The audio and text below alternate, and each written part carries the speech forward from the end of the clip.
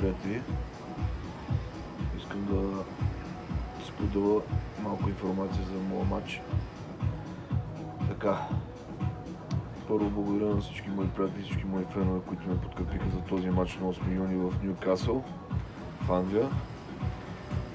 Физически бях много добре подготвен, но последните няколко седмици имах лични проблеми в моя живот, които допуснах това да се отрази на подготовката ми психически.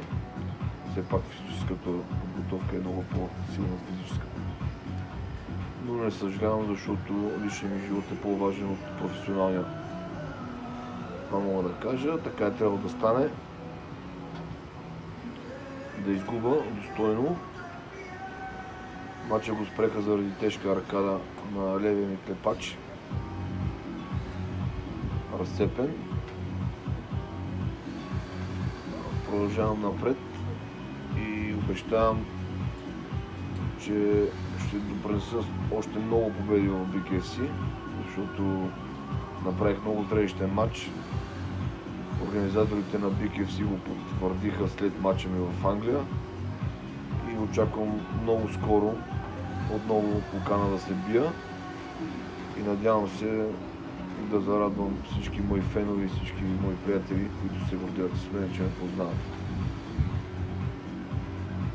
Довиждане.